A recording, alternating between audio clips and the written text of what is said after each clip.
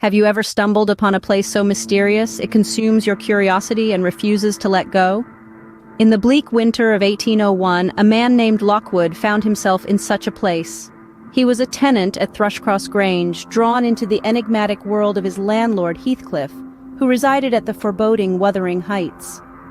The gloomy atmosphere of the moors ignited an intrigue in Lockwood that refused to be extinguished.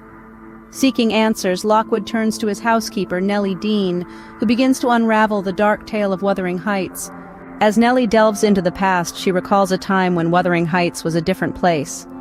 It was a time when an orphaned boy named Heathcliff, with an air of mystery and a spark in his eyes, was brought home by Mr. Earnshaw. His arrival, like a stone thrown into a calm pond, sent ripples through the household.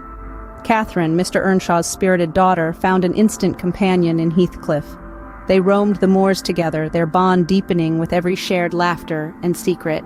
However, this friendship did not sit well with Hindley, Catherine's brother, whose resentment towards Heathcliff grew with each passing day. The household's tension escalated as Mr. Earnshaw showered Heathcliff with a favoritism that was stark and undeniable, alienating Hindley further. As the days turned into years, the undercurrents of jealousy and resentment swirled, transforming Wuthering Heights into a cauldron of brewing conflicts. As Mr. Earnshaw takes his last breath, the power dynamics within Wuthering Heights shift dramatically. With Hindley at the helm, Heathcliff's life at Wuthering Heights turns into a living nightmare. Following the death of Mr. Earnshaw, Hindley ascends to power, and Heathcliff finds himself at the mercy of his wrath. The house, once a haven for the orphaned boy, becomes a prison. Amidst this turmoil, Catherine, the wild beauty of the moors who shares a profound bond with Heathcliff, betrays him. Instead of choosing love, she opts for social aspirations, accepting an engagement with Edgar Linton of Thrushcross Grange. This betrayal is a bitter pill for Heathcliff to swallow, leading him to abandon Wuthering Heights. His departure, however, is not a surrender, but a strategic retreat. For when he returns, he is no longer the helpless orphan boy. He is a man of wealth, power, and a thirst for revenge that would shape the future of Wuthering Heights and its inhabitants. Heathcliff's revenge is as cold as the winds that sweep the moors. He manipulates Hindley's downfall further, pushing him deeper into the abyss of alcoholism, and ultimately wrests control of Wuthering Heights from him. Catherine's marriage to Edgar Linton does not extinguish her love for Heathcliff, and their unresolved love sets off a chain of events marked by deceit, manipulation, and heartache. In a move that further complicates the twisted tale, Heathcliff marries Isabella Linton, Edgar's sister. This union serves as a weapon in his strategic revenge against those who wronged him. However, amidst this web of revenge, the tragic demise of Catherine ensues, leaving behind a legacy of love that would echo in the halls of Wuthering Heights for years to come. As the echoes of Catherine's laughter fade, a new generation prepares to face the consequences of their predecessors' actions.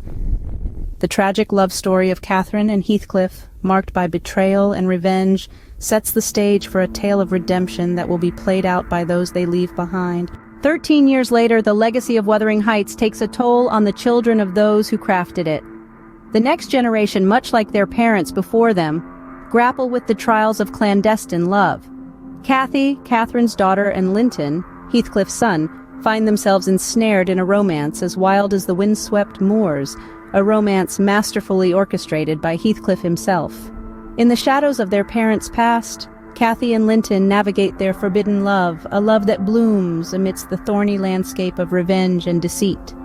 Heathcliff, ever the puppet master, manipulates the young lovers, drawing them deeper into his intricate web of vengeance.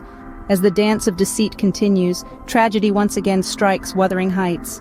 Heathcliff's machinations reach a fever pitch as he coerces Cathy into marriage, leading to the demise of both Edgar Linton and his own son Linton. His victory, however, comes at a price. With control over both Wuthering Heights and Thrushcross Grange, Heathcliff inflicts suffering upon those around him, his heart hardened by years of betrayal and heartache. Yet, even in the midst of chaos and despair, the wheel of fate turns.